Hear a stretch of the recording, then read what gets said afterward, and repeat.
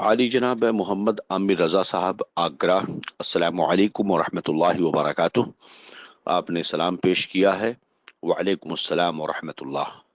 محب محترم، ہم آپ کے شکر گزار ہیں کہ آپ نے ہمیں خلیفہ گلزار ملت گروپ پر آگرہ سے یاد کیا۔ آپ نے ہم سے یہ پوچھا ہے کہ بیوی پر غسل فرض ہو تو اس کے ساتھ ہم بستری کر سکتے ہیں یا نہیں۔ جزاک اللہ خیر۔ فقیر قادری گدائے نظامی بدر الدین احمد خان رضوی مصباحی آپ سے مخاطب ہے۔ آپ کا بہت بہت شکریہ۔ آپ کا سوال ہم نے پیش کیا، جواب سماعت فرمائیں۔ بسم اللہ الرحمن الرحیم۔ الجواب بعون الملک الوہاب۔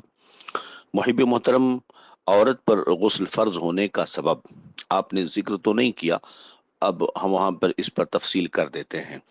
عورت پر غسل فرض ہونے کا سبب اگر انزال منی ہو شہوت کے ساتھ، یا دخول و وتی ہم بستری کی وجہ سے ہو کہ کسی وجہ سے شہوت پیدا ہوئی اور انزال ہو گیا، یا عورت نے یا شوہر نے اس سے ہم بستری کی اور ابھی اس بیوی نے غسل نہیں کیا تھا کہ اب دوبارہ شوہر اس سے ہم بستری کرنا چاہتا ہے، تو بہتر ہے کہ پہلے دونوں وضو کر لیں پھر ہم بستر ہوں۔ چنانچہ مسلم شریف کی حدیث میں حضرت ابو سعید خدری رضی اللہ تعالیٰ عنہ سے روایت ہے کہ رسول اللہ صلی اللہ علیہ وسلم نے فرمایا: اذا اتى احدكم اهله ثم اراد ان يعود فليتوضا، کہ جب تم میں سے کوئی اپنی بیوی کے پاس جا کر دوبارہ جانا چاہے، اشارہ ہے یعنی دوبارہ وطی کرنا چاہے، ہم بستر ہونا چاہے، تو وضو کر لے، یہ بہتر ہے۔ صحیح مسلم شریف کتاب الحیض، باب جواز نوم الجنوبی و استحباب الوضوء له وغسل الفرج اذا اراد ان یاکل او یشرب او ینام او یجامع۔ مسلم شریف کا یہ باب ہے، اس میں یہ حدیث حضرت ابو سعید خدری سے مروی ہے۔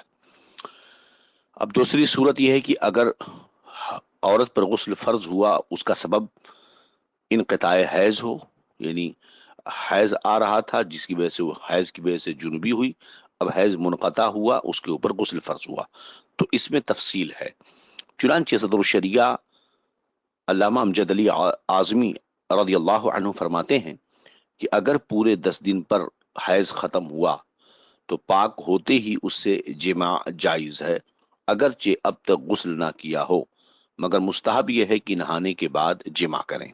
تو یہ تو ہوا کہ چونکہ حیض کی اکثر مدت 10 دن ہے، تو اگر 10 دن ہو چکے ہیں، حیض ختم ہوا، تو اب غسل کرے کہ نہ کرے، اس سے جماع جائز ہے۔ اور اگر 10 دن سے کم میں پاک ہوئی ہے، جو اس کی عادت کے دن تھے، کہ بعض عورتوں کی عادت ہوتی ہے کہ 10 دن نہیں آتا حیض، 4 دن آتا ہے، 5 دن آتا ہے، 7 دن آتا ہے، جو بھی آتا ہو، تو اس صورت میں تا وقتے کی غسل نہ کر لے، یا وقت نماز جس میں پاک ہوئی گزر نہ جائے، جمع جائز نہیں۔